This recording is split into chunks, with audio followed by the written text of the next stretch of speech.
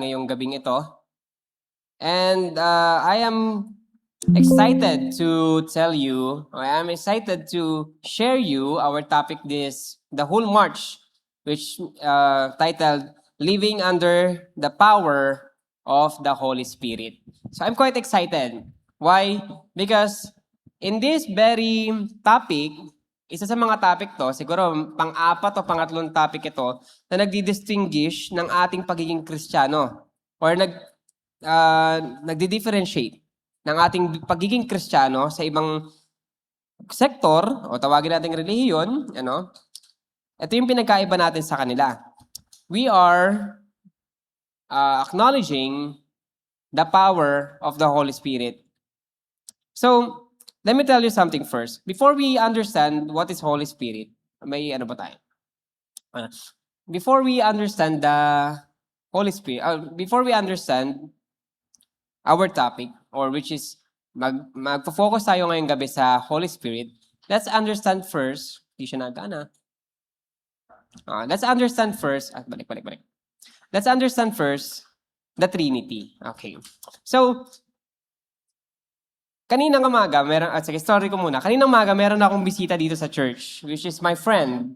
He is also called a Christian, but they don't believe in the Trinity. They only believe in one God. Pero sabi ko, kami rin naman, naniniwala din naman kami na one God lang. Isa lang naman ang Diyos. Hindi to tritheism or tatlong God. But Trinity is God in three persona, in three person. And each person works in salvation. Hindi lang po si Jesus, hindi lang yung Holy Spirit, but the Father, the Son, and the Holy Spirit works continuously and works collaboratively when it comes to salvation. If you look into John 3:16, gamitin ko na yung pinaka-famous Bible verse in John 3:16. For God so loved the world that He gave His only begotten Son, that whosoever believeth in Him should not perish but have everlasting life. That very verse, that if you believe that only by faith in God, you will be saved. In that very verse, the Trinity is shown. Napakita ang Trinity dito. Sa paanong paraan?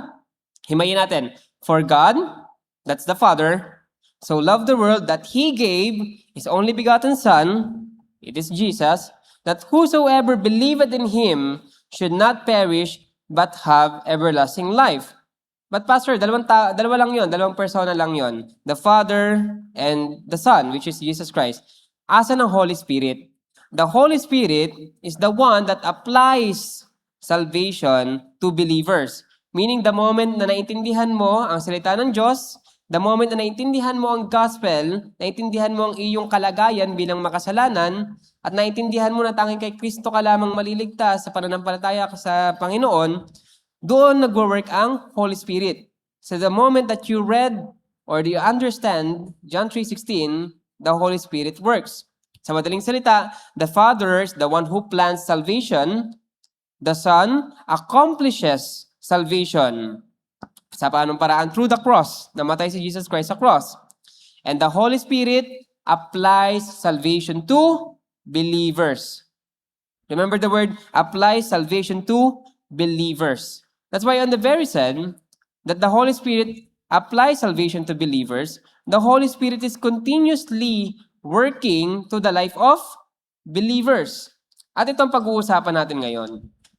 Now, Christian life is not meant to live by human strength alone. Tandaan natin to. Human life or Christian life is not meant to live by human strength alone. When God has given believers the Holy Spirit, bakit nga kailangan ibigay yung Holy Spirit sa atin? Is to guide, empower, and transform believers. Now, when a believer lives, understand, and under the power of the Holy Spirit, they reflect God's presence. So, ibig sabihin, when you are a believer na ng Panginoon, you are a believer of this faith, of this ibinigay sa atin ng Panginoon salvation, of God, of Jesus Christ, whenever you call about it, you are a reflection of God's presence. Now, anong presence to?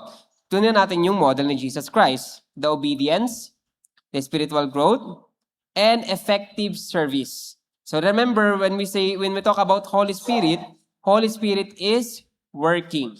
Okay, Holy Spirit is working. So when we said that as a believer, we are under the power of the Holy Spirit, it means we are reflecting God's presence through obedience, spiritual growth, and effective service. Ano to, magkakasama to. Kumbaga, continuously to. Hindi pwedeng obedient ka lang, pero hindi ka effective sa ministry or sa service. Hindi pwedeng spiritual growth lang ang meron ka, pero wala kang obedience. Continuous to. Maaaring nauna lang yung obedience, maaaring nauna yung spiritual growth, maaaring nauna yung effective on services, but nevertheless, kailangan magkakasama tong tatlong to. Now, Holy Spirit is not merely an influence. Tatandaan natin to, hindi po impluensya lamang ang Holy Spirit. Hindi lamang to basta guide us, invited the Holy Spirit. Hindi po ito basta ganon. Because the Holy Spirit is a divine person in the Trinity who is actively works. The word is actively works in the life of every believer. Now, if you were gonna look in Acts chapter 1 verse 8, makikita mo dito how the Holy Spirit empowers believer to live and witness for Christ. At tandaan natin yan, that the Holy Spirit empowers, actively working in the life of believers. Kaya naman pag-usapan natin to ngayong gabi. How does a Christian living under the power of the Holy Spirit should live his life through the presence or reflection of God's presence? Sabi nga kanina, obedience, spiritual growth, and effective service. Paano dapat tayo mamuhay? That we know that we live under the power of the Holy Spirit. Now, our first series for this month of March is the first part of living under the Holy Spirit, the power of the Holy Spirit, and we have 3 points for this evening. First point for this evening, living under the Spirit means surrendering to His control. Lagi natin tatandaan that the Holy Spirit doesn't control anyone that is not under the salvation or under the believingness. The word is believingness, under the umbrella or protection of God. If you can see in Ephesians chapter 5 verse 18, makikita natin dito that a spirit-filled life characterized by obedience to God's word, sensitivity to His Spirit's conviction, and dependence on God rather than self. Makikita natin dito in Ephesians chapter 5 verse 8 that Paul commanded the believers to be filled with the Spirit. Ano ito ang ibig sabihin ng filled with the Spirit? Obedience to God's word, sensitivity to the Spirit's conviction, dependence on God rather than self. Now, in these three na ibinanggit natin ngayon, in this PowerPoint natin ngayon na pinakita natin, tanging mananampalataya lamang po ang meron nito. Because a man that doesn't believe in God, that doesn't have faith in God, won't have obedience sa salita ng Panginoon. A man without God in his heart is not sensitive to the Spirit's conviction. They might call it karma, they might call it konsensya, but as a believers, we believe that it is the Spirit's conviction. Kaya nga pag nagkakasala tayo, di ba? We feel guilty about it. If you don't feel guilty about it, I don't know what kind of spirit do you have. Kung patuloy ka pa rin sa pagkakasala and still you are proclaiming to be a Christian, a believer of God, and yet you don't have the conviction. The Bible clearly states na kung ikaw ay mananampalataya ng Panginoon, hindi naman agad-agad habang nabubuhay ka sa mundong to, na hindi ka na magkakasala. Pero ano yung meron sa atin bilang mananampalataya? We are sensitive to the Spirit's conviction. Ang sabi nga ng isang author, parang nangungusap ito sa atin. Parang bumabagabag sa atin. And also, kung ikaw ay hindi mananampalataya ng Panginoon, wala ka ring dependence sa Panginoon. You will always depend on yourself. Year 2021, 22, 23, pandemic days, all of us is depressed about the pandemic. Lahat tayo lugmok sa kahirapan ng time na yon. Lahat tayo nahihirapan, hindi man pinansyal, physically, hirap tayo sa buhay nun. Hindi ka makalabas, hindi ka makagala, hindi mo makain yung gusto mong kainin, nakaabang ka sa rasyon ng gobyerno. Nangyari sa amin yon. 1 linggo kaming sardinas. Kaya ang ginawa nung tita ko, tinanggal niya yung mga packaging ng mga delata. Surprise na lang kung ano yung mabuksan niya. Ay, corned beef pala ngayon. Ganun yung ginawa nung tita ko. But nevertheless, noong time ng pandemic, all of us is depressed because we are being confined in the same place. At nauso yung word, I manifest. Do you know the word I manifest? It's not actually wrong. But the application itself is wrong.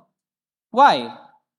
Because you depend on the ability of your own self. I manifest by the year 2025, ay maganda ang buhay ko. Sisipagan ko ang 2025. I manifest the house, I manifest the car, I manifest the good life. It's not actually depending on God. It's actually depending on yourself. Isang salita, madalas natin binabanggit, ngunit it's not actually right o hindi tama bilang isang Kristiyano is that I will do it, I can make it, I will be this man. No.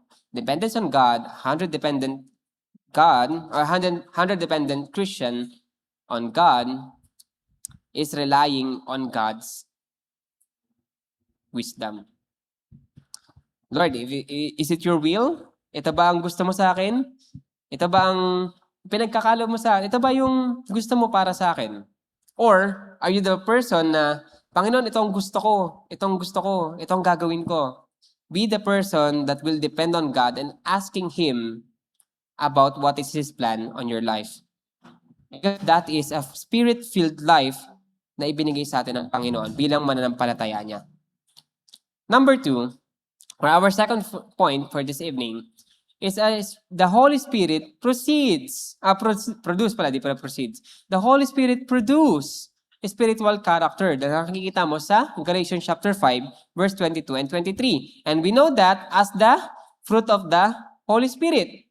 Now, when we say the Holy Spirit produces spiritual character, hindi po to 100% nakatulad ka na agad ni Jesus. But you are reflecting the fruit of the Holy Spirit. The love, the joy, the peace, the patience, the kindness, the goodness, the faithfulness, gentleness, and self-control. Now, let me tell you this. Linawin natin to ngayong gabing to. This 1, 2, 3, 4, 5, 6, 7, 8, 9, 10, love, joy, peace, patience, kindness, goodness, faithfulness, gentleness, and control, self-control, 9 pala. This 9 fruit of the Holy Spirit, let me tell you this. Maaari ba maging Kristiyano ka nang wala ang isa dyan? The answer is no. Because if you're a Christian, you must love. Ano sabi ng Panginoon? You must love God and love your neighbor. If you're a Christian and truly believing in God, and you believe that you have a spirit-filled life, you must have joy. Imposible maging Kristiyano ka nang wala kang joy sa puso mo. May joy tayong kabataan dito pero hindi joy na binabanggit dito. Joy na galak. That remember those people on the New Testament days, the early churches days, that even though they were persecuted, ano sabi ni Apostle Paul? Filled my heart with joy. At noong the time na sinulat niya yan in the book of Timothy, siya ay mamamatay na. Peace. What does Apostle Paul, how do Apostle Paul started his letters to the epistles and to the churches of the early people sa panahon niya? Peace upon you, or peace be with you. Peace be upon you, Timothy. This is how we start. This is how a Christian life must be. We must have peace. Dapat meron tayong kapayapaan. Bakit? Kasi tinanggap mo ng Panginoon eh. That alam mo na kung ikaw mamamatay, alam mo na ikaw ay pupunta sa langit. Patience. Hindi po ibig sabihin nito na hindi ka na magagalit. Patience, you have the patience to take, or the patience that needs to, what? To be faithfully serving the Lord. Hindi po madaling umattend ng prayer meeting. Hindi madaling pumunta sa church every Sunday. Ako dito na ako nakatira. Hindi madaling gumising. Patience is not something about na anong tawag doon? Tinotolerate mo, the word na natotolerate mo. But patience is something that doing it continuously, doing it constantly. That is patient. That's why meron tayong kasabihan, patient is a virtue, It actually refers to something that you're doing continuously. Patuloy na ginagawa. It is practicing. It is practicing. Naka-present tense siya. Why? Kasi ito ay continuous habang buhay mo siyang gagawin. Kindness, imposible maging Kristyano ka nang wala kang kindness sa puso mo. That every time na papasok ka sa church, ang titingnan mo lagi, nakalagay pa rin yung garlands natin, nakalagay pa rin yung ating nakalagay pa rin yung ating Christmas tree. You must be kind with your people. At hindi lang sa yung mga churchmates, hindi lang sa mga kasamahan mo sa simbahan, but all of the people na binigay ng Panginoon. You will never think about paghihigante, but you will always think about kindness. Of course, may kindness na, kasunod nun is goodness and faithfulness sa Panginoon. You cannot be a Christian, a believer of God, if you don't have the faithfulness sa Panginoon. Mamimili ako, gagala ba ako ngayong Sunday o sisimba ako ngayong Sunday? Diba? That's faithfulness. You cannot say one time lang, but faithfulness is forever enduring. Forever enduring. To the point na kahit papatayin ka na, you must become faithful sa Panginoon. Because that is what the fruit of the Holy Spirit that fills us the moment that we accepted Christ in our life. And lastly, gentleness and self-control. And all of us here bumabagsak dito because we are all fragile human being. Now, Pastor, pwede ba akong bumagsak sa ilan dyan, pero mag-excel ako dun sa iba? To be honest, wala namang nagsabing perfect mo to eh. Ang sabi lang dito, you will be filled with this fruit of the Holy Spirit. Na magiging bagong nilalang ka because you are filled with this. You are filled with this fruit of the Holy Spirit. You are filled and you are convicted to it. You are living with it. That's why you cannot be a Christian if you are not if the Holy Spirit produce spiritual character sa iyo. You cannot be a Christian in that. Number 3, the Holy Spirit empowers believers for service. Ngayon, dito na nagkatalo ang karamihan ng Kristiyano. Linawin natin to. Hindi po lahat ng Kristiyano ay pastor. Pero lahat po ng Kristiyano ay tinawag para mag-ministry. Now, if you are saying that you were a Christian but you cannot come to church on Sunday or on prayer meeting or become just a fellow man to your fellow believer, then you are not a Christian at all. Because the Holy Spirit empowers believers for service. On Acts chapter 1 verse 8, ano sabi ni Jesus Christ dito?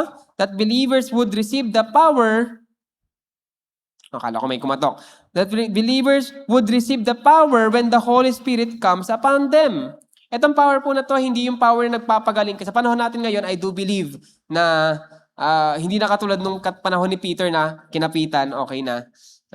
I do believe, kung meron man siguro, I would love to meet him. Gusto ko siya makilala. Papagaling ko yung aking binti. Kasi yung binti ko po ay pilay na. Bali na yung buto, durog na.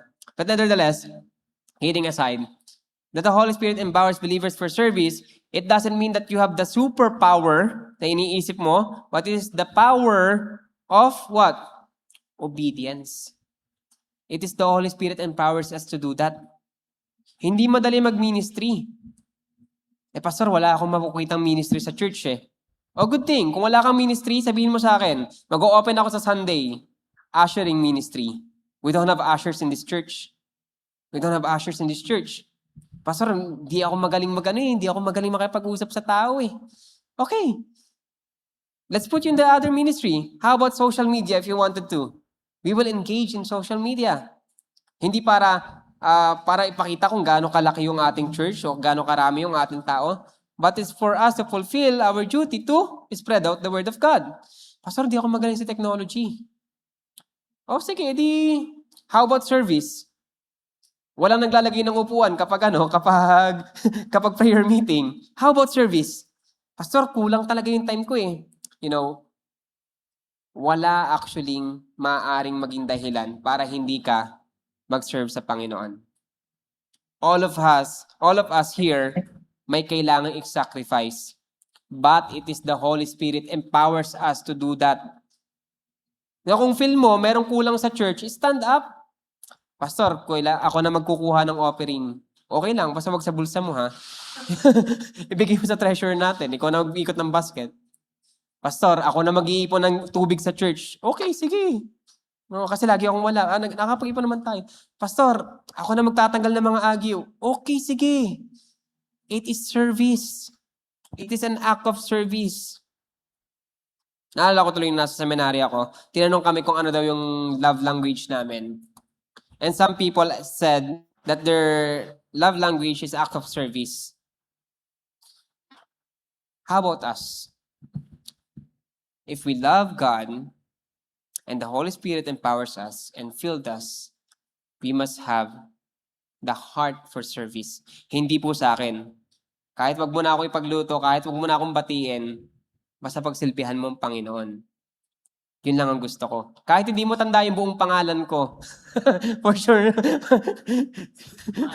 Haba ng pangalan mo. Kahit hindi mo memoryado ang buong pangalan ko, okay lang. Basta have service sa Panginoon. Kaya nga nakakatawa, every Saturday meron naglilinis dito. Sorry kung di ko kayo maabutan. Because that is service sa Panginoon. At kung feel mo na parang hindi ka pa equipped for the service sa loob ng simbahan or outside the simbahan, ask me. And I will ask me to train you. If you want to be trained, ask me. Tuturuan kita. Tuturuan ka namin. Si Pastor Gary nandito. Hindi ko na nandito. Ako nandito. Si Hubert nandito. Sige, sama mo na yan. Gusto mo mag-gitara. Tell me. Marami pong ministry. Now, for the application, living under the Spirit requires daily walk. Ngayon, one time, nag-uusap kami ni Brother Ira. Ano, sama ka sa akin, Pastor, bukas maglalakad ako?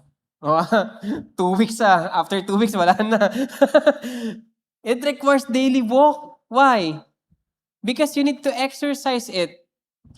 Living under the Spirit, the Holy Spirit's power is not one-time event, but a continuous daily walk, continuously. Ayon sa sa Galatians chapter 5 verse 16, Apostle Paul instructed us to walk in the Spirit. So a believer walking in the Spirit will resist sinful desires, grow in spiritual maturity, and reflect the character of Christ. At ito yung pinakabuod ng ginawa natin kanina. You will resist the sinful desires, grow in spiritual maturity, and reflect the character of Christ. Na kung paano namuhay si Jesus Christ sa mundong ito, kung paano siya naging model sa atin bilang mga Kristiyano, we must do it. Ano bang ginawa niya? Siya ay nag-ministry, siya ay nanalangin, siya ay nagpakain ng maraming tao. Hindi ko sinasabi magpakain din tayo dito ng 5,000 hindi natin kaya yan. Hindi tayo si Jesus. But I'm just telling you is, Jesus Christ became a model of the ministry. And us, as a follower of Jesus Christ, we must do the same thing as He did. Sa paanong paraan, we cannot do that alone. Remember the first point? We are not meant to live in human strength alone, but we are meant to live in the power of the Holy Spirit so that we could reflect the character of Christ and grow in spiritual maturity so that we could also resist sinful desire. For our conclusion, living under the power of the Holy Spirit transforms the believer's life. Remember that. Kung hindi na bago ang buhay mo, ibig sabihin, hindi ka pa tunay na mananampalataya ng Panginoon. Kung before ikaw ay, ano bang word na gagamitin natin? Kung before you are an antichrist, pero ngayon sumisimba ka na, does it make you to be a Christian? No. It only makes you a churchgoer. You're not a Christian. What makes you a Christian if you were filled with the Holy Spirit and exercising Christian living. Though the Spirit, Christian receives guidance, strength, and the ability to live according to God's will, the Spirit produces Christ-like character and empowers believer to serve faithfully. Lagi natin tatandaan yan. That the Spirit produces Christ-like character. Hindi po nagproduce ng Spirit na magaling maggitara, magaling kumanta, but it is producing Christ-like character and empowers believer. The word is empower. Empowers believer to serve faithfully sa Panginoon. Now, I will gonna end our exhortation for this evening and a testimony. When I was in the seminary first year, tinanong ako sa aking interview, bakit gusto mo maging pastor? And my answer is clear. I don't wanna be a pastor. Ayoko po maging pastor. Gusto ko lang pumasok dyan bilang isang estudyante. But after 5 years, nakagraduate ako. Imagine that. After 5 years, nakagraduate ako. But inside the seminary, I found someone, si John Limson, na aking naging kaibigan at naging partner sa unang-una kong church planting sa aking buhay. At ito nakakatuwa.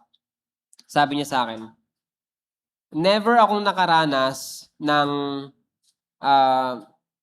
alam mo yun, yung tinatawag nilang spiritual encounter. Like, yung, I don't know, it's not a spiritual, extraordinary encounter pala. Nagkaroon siya spiritual encounter, but the extraordinary encounter. Because that time, I am sharing my testimony to him. Never ako nakaranas ng ganyan, sabi niya sa akin. Never ko nasa, alam mo yun, napariwara ako, na hindi nga ako tumatakas, na hindi nga ako nakapagkating sa buhay ko. Napakabait na tao nito ni John. Alam mo, itong sabi ko sa kanya, you know, be glad. Because the Lord is empowering you to serve in the ministry faithfully. Kasi simula pagkabata niya, training siya sa bahay nila to be a servant ng Panginoon. Start from the kids ministry. Bata pa lang siya sa Sunday school. They sing, they dance. After that, naging youth, nagte-testimony. After that, naging tagalagay ng upuan sa church. Hindi siya marunong mag-gitara, hindi siya marunong magkanta, but he was trained to serve the Lord. And sabi ko, be glad. That was the life na gusto ko. That was the life na I pray na meron ako. Pero dahil magkaiba tayo ng pinanggalingan, be glad, natutuwa ako sa testimony mo. And before kami matapos sa aming usapan, ito yung hindi ko makalimutang conversation namin. Sabi niya, I am blessed to those people na tinawag ng Panginoon because based on their testimony, hindi mo akalaing gagamitin sila ng Panginoon. Meron akong kaklase sa SEM na dating hindi naniniwala sa Diyos. Meron akong kaklase sa seminary. Ako, tulad ko, na nalayo, napariwara ang buhay. Meron ding nag-aral sa seminary na Muslim na hindi alam ng kanyang pamilya na siya ay Kristiyano na. Kaya hindi siya makapag-post sa social media. That's how the Holy Spirit works. They empowers everyone on that matter. Kaya ngayon, ikaw, challenge ko sa'yo, are you filled with the Holy Spirit? Because our first part is all about living under the power of the Holy Spirit, enabling us to do the ministry. Are you filled with the Holy Spirit? Are you filled with God's plan? Then you must stand up, do the ministry, do service sa Panginoon. And for next week, ang atin naman pag-uusapan, when you're inside the ministry na, living under the power of the Holy Spirit, how will you sustain your life as a believer? So next week, hopefully, makita ko ulit kayo, and let's listen sa salita ng Panginoon. And how will we sustain our life as a Christian, living under the power of the Holy Spirit? Tayo po lahat ay manalangin. Dear God, Heavenly Father, we thank you for this night. We thank you, Lord, for the life of every believer na nakaatan ngayong gabi. Dito man, Panginoon, face-to-face man or online, we are thankful, Panginoon, because you enable us to do the ministry. You enable us to do the prayer meeting. Kaya salamat, Panginoon, because this night ay nabigay namin, Panginoon, ang aming best, not just to attend, but to know your plan sa buhay namin. Patuloy, Panginoon, na protektahan niyo po kami at gabayan niyo po kami throughout this night as we pray to one another and to be with one another. Lord, guide us and help us. In Jesus' mighty name we pray. Amen and amen.